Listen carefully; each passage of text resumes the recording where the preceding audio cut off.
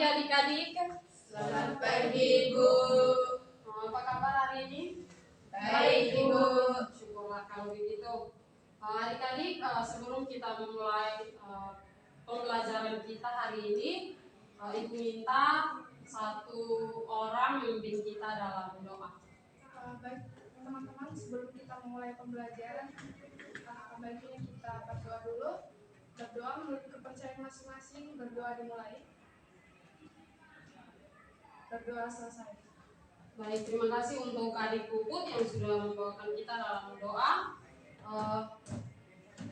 Selanjutnya Ibu akan absensi untuk kehadiran adik-adik semua. Apakah semua hadir? Tidak, Bu. Suciria Aswadi belum hadir, Bu. Ada keterangan? Lagi di jalan, Bu. Tadi ada hujan di tengah jalan. Oke, baik. Jadi adik-adik, apakah adik-adik masih mengingat materi kita minggu lalu? Masih Ibu. Kira-kira apa kalau masih ingat? Materi asal bahasa Ibu. Oke, apakah adik Mona bisa menjelaskan sedikit tentang asam basa? Sedikit tentang asam basa. Baik Ibu, asam basa itu adalah senyawa halokomik yang ditambahkan dalam jumlah kecil ke dalam sampel larutan. Sampel warnanya adalah larutan yang akan memberikan warna sesuai dengan kondisi pH larutan tersebut. Ya baik, terima kasih untuk adik Mona. Jadi materi kita minggu lalu adalah asam basa. Jadi asam basa adalah senyawa halokomik yang ditambahkan dalam jumlah kecil ke dalam sampel. Umumnya adalah larutan yang akan memberikan warna sesuai dengan kondisi pH larutan tersebut. Baik, materi yang akan kita pelajari hari ini adalah larutan penyangga. Jadi adik-adik, tujuan pembelajaran kita hari ini adalah yang pertama itu menjelaskan pengertian larutan penyangga, yang kedua menjelaskan jenis-jenis larutan penyangga, dan yang ketiga menjelaskan cara pembuatan larutan penyangga, dan yang keempat itu menjelaskan prinsip kerja larutan penyangga. Oke, baik adik-adik, yang akan pertama kita pelajari yaitu pengertian larutan penyangga.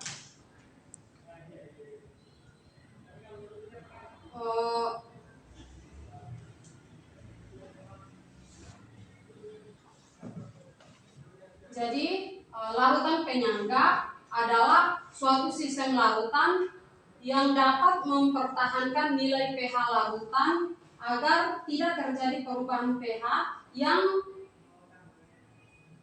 yang berarti oleh karena penambahan asam atau basa maupun pengenceran. Jadi larutan ini disebut juga dengan larutan buffer atau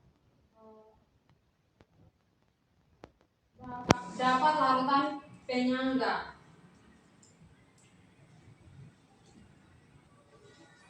Jadi adik-adik, itu adalah pengertian dari larutan penyangga.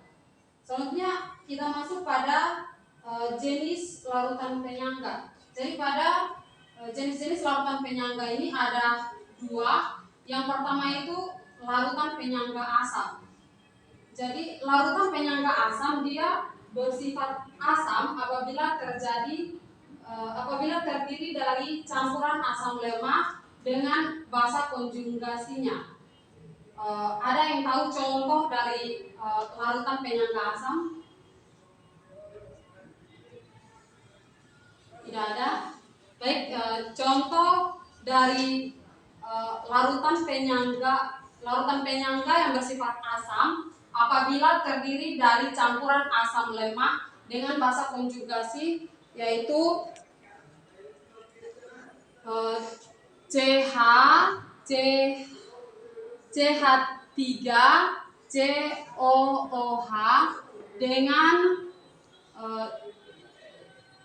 CH3COONA.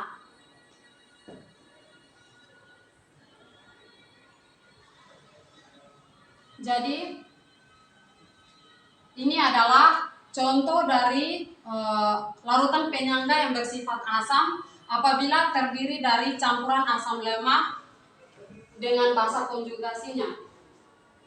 Jenis larutan penyangga yang kedua yaitu larutan penyangga basa, di mana larutan penyangga basa bersifat basa apabila terdiri dari campuran basa lemak dengan asam konjugasinya. Contohnya yaitu NH4OH dengan NH4+. Ya, jadi ini adalah larutan penyangga yang bersifat basa apabila dia terdiri dari campuran basa lemak dengan asam konjugasinya.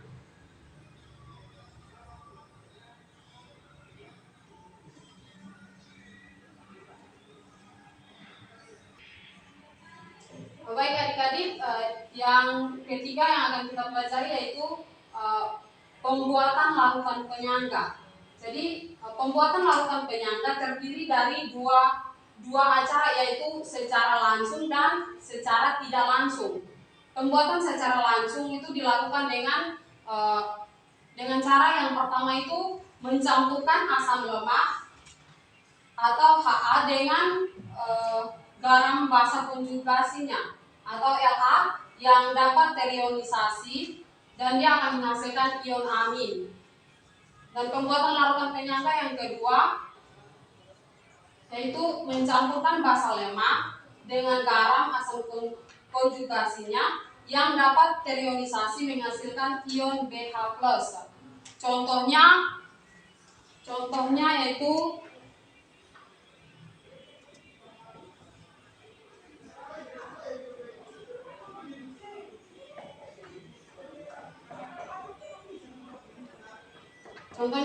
CH3COONA tambah CH3COOH.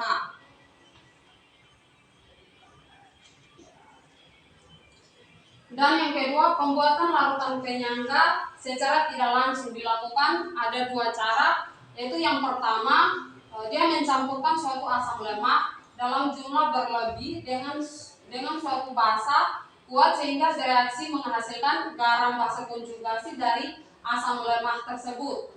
Yang kedua, dia mencampurkan suatu basa lemak dalam jumlah berlebih dengan suatu asam kuat sehingga bereaksi menghasilkan garam asam konjugasi dari basa lemak tersebut. Contohnya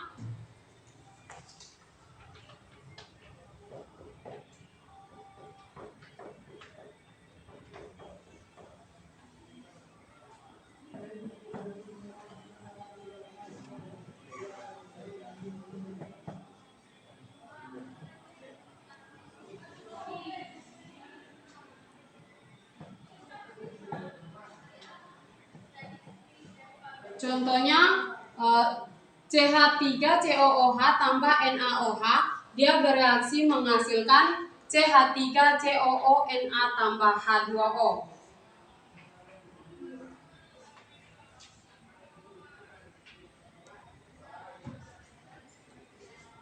Baik adik-adik, itu adalah sedikit penjelasan terkait materi kita hari ini. Baik, di sini Ibu ada 4 soal yang akan Ibu berikan kepada adik-adik semua untuk mengerjakan, menguji adik-adik semua apakah adik-adik sudah memahami materi yang sudah disampaikan atau belum. Jadi dibagi menjadi 2 kelompok, 1 kelompok 2 soal. Silakan.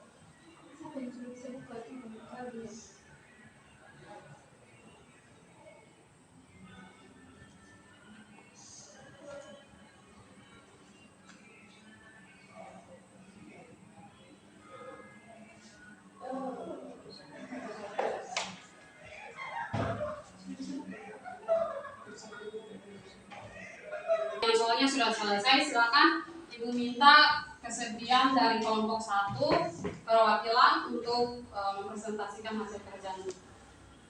Baik, terima kasih atas waktu yang diberikan kepada kelompok kami.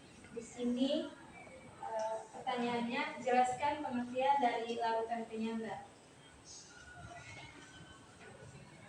Larutan penyangga adalah larutan yang mampu mempertahankan pH meskipun ada penambahan asam atau basa kuat juga pada pengenceran. Sekian dari kelompok kami. Jadi satu kelompok ada dua soal. Silakan nanti lanjutkan untuk nomor 2. Soal nomor 2, pasangan komponen HF dan E+ merupakan larutan penyangga karena mengandung asam lemah dan basa konjungsi. Jelaskan prinsip kerja larutan penyangga tersebut apabila terdapat penambahan asam kuat HCl maupun basa kuat NaOH. Jadi di sini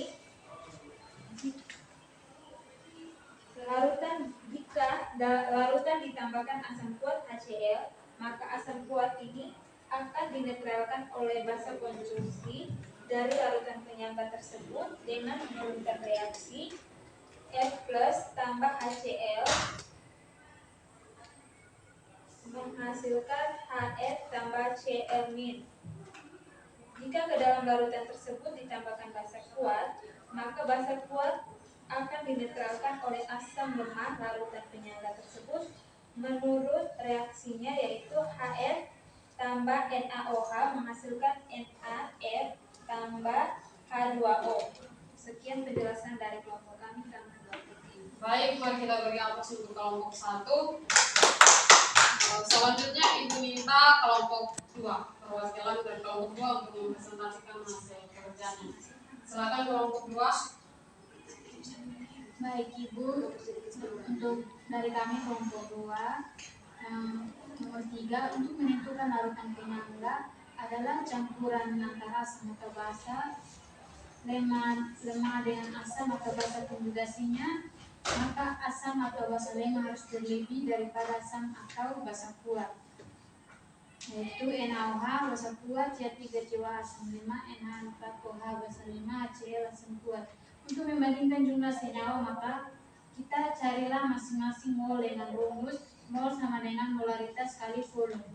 Dari perhitungan, maka percobaan 2 dan 4 yang merupakan larutan penyangga pada percobaan 2 menghasilkan sisa CH3COH atau asam lemah, percobaan 4 menghasilkan sisa NH4OH atau basa lemah. Untuk nomor 4, larutan penyangga bersifat asam karena CH3COH atau asam lemah dan larutan CH3COA atau basa konjugasi atau garam. Kemudian campuran tersebut bukan merupakan larutan penyangga karena yang berlebihan adalah NaOH yang merupakan basa kuat. Sudah Ibu. Baik, terima kasih untuk perwakilan dari kelompok 2. Kita beri aplaus untuk kelompok 2. Baik adik-adik semua, Ibu rasa dengan keempat soal yang sudah Ibu berikan, sepertinya adik-adik semua sudah memahami materi yang sudah disampaikan. Jadi sebelum kita mengakhiri pembelajaran kita hari ini, Ibu minta salah satu dari adik-adik merangkum materi kita hari ini. Yang bersedia.